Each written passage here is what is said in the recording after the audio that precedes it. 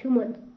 Bom dia, turma! Continuando aí, né, esse módulo 6 para a gente finalizar as aulas dessa semana, nós estamos aí na página 134, tá? E vamos falar sobre os fenômenos físicos e os fenômenos químicos, tá bom?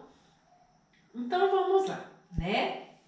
Então, primeira coisa, eu tenho que saber a diferença básica entre esses fenômenos, tá bom? Então, qual que é a diferença entre os fenômenos físicos e os fenômenos químicos, né? Primeiramente, o fenômeno físico é quando, né, não ocorre alteração, né, na química da matéria que eu estou analisando. Então, para a gente entrar, então, mas o que é fenômeno? Antes de a gente entrar nos fenômenos, o que é fenômeno?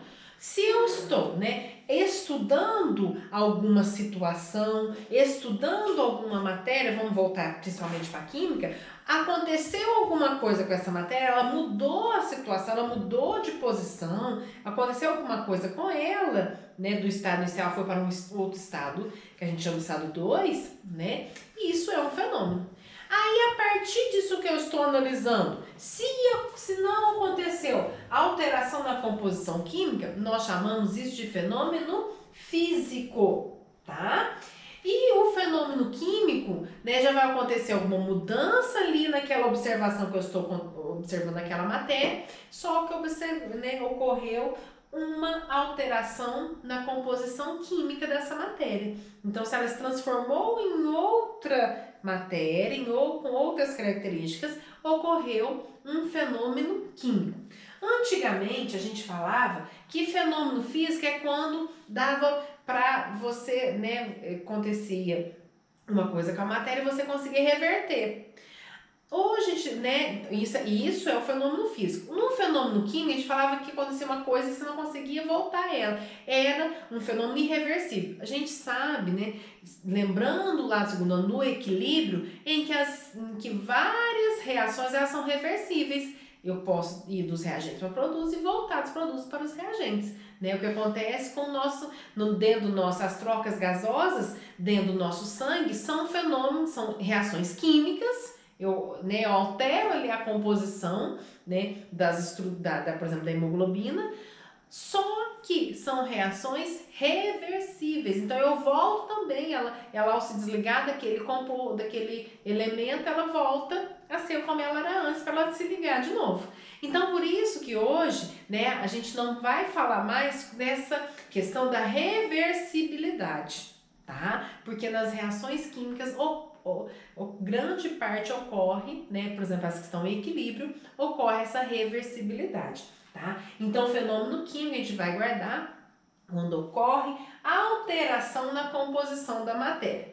Dentro desses fenômenos também eu tenho os fenômenos biológicos. Então, quando ocorre as reações químicas dentro, né, do ser vivo, quando a gente observa esses eventos, esses fenômenos dentro do ser vivo, nós chamamos de fenômeno especialmente biológico. Um fenômeno biológico, respiração celular, nós temos a fotossíntese, é uma reação química que ocorre dentro de um organismo vivo, tá? Então vamos lá, né? Aí, pra gente falar, né, os exemplos de fenômenos físicos, então eu tenho mudança de estado físico, estado de agregação, então todas aquelas mudanças de estados, né, em que a água, né, ela passa do estado gelo, que ela está mais juntinha, vai para o estado líquido, que ela está mais separada, e vai para o estado gasoso, que ela está totalmente agitada. Ou sublimação, né, no caso acontece com o gelo seco, ele passa do estado sólido até para o estado gasoso direto. Ou o contrário, a ressublimação, a deposição, que acontece com a água na neve, né? O vapor de água ele passa direto para o estado sólido, se transforma em neve. Então, né, a nevasca, ela é um estado de ressublimação ou deposição. Tudo fenômenos físicos. Então, quimicamente falando, os fenômenos físicos, eles interferem nas forças intermoleculares. Tá? Então, aquelas forças que mantêm as moléculas mais unidas são as forças intermoleculares.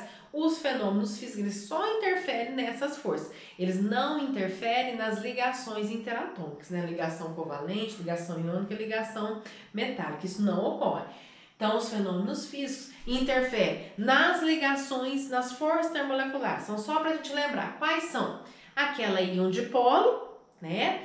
As pontes de hidrogênio, lá do FON, a íon dipolo, só para a gente lembrar, então, molécula, um composto iônico e uma molécula polar.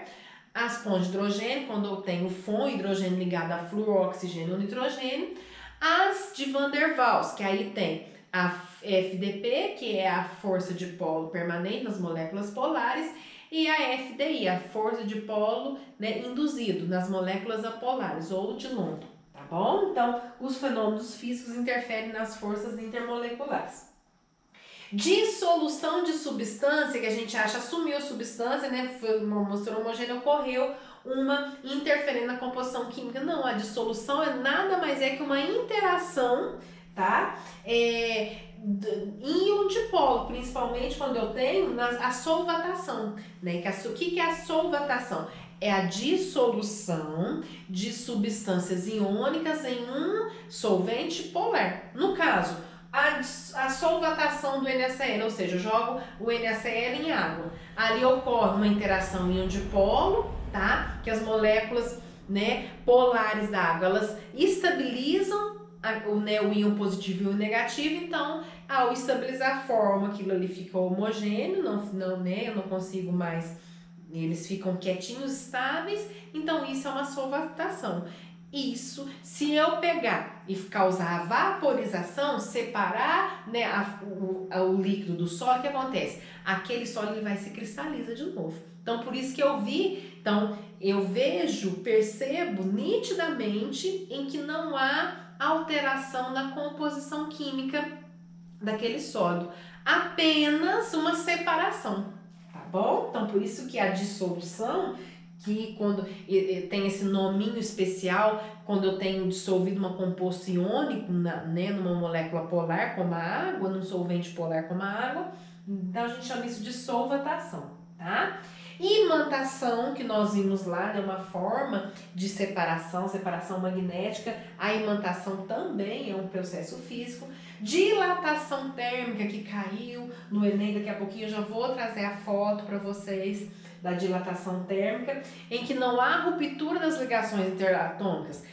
O aumento da temperatura faz essas moléculas ficarem mais agitadas e elas vão ficar mais separadas e aumentar o volume daquela substância em análise.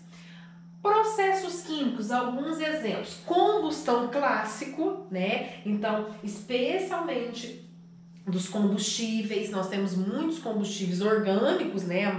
Grande parte que sofrem combustão são as matérias orgânicas, são combustíveis que eu tenho, né? A presença do comburente do oxigênio, e vou transformar, porque ali, vocês lembram que a gente tem até que saber, lembra que eu já comecei a relembrar vocês lá na frente 2, na parte do hidrocarboneto, nas partes das reações, que a combustão completa, né, de um hidrocarboneto vai formar água mais gás carbônico mais CO2, tá? Então daqui a pouco a gente vai chegar na frente das reações orgânicas, né? Matéria que a gente vai aprender mesmo agora no terceiro ano, e a gente vai falar das combustões, que a gente vê lá no primeiro ano,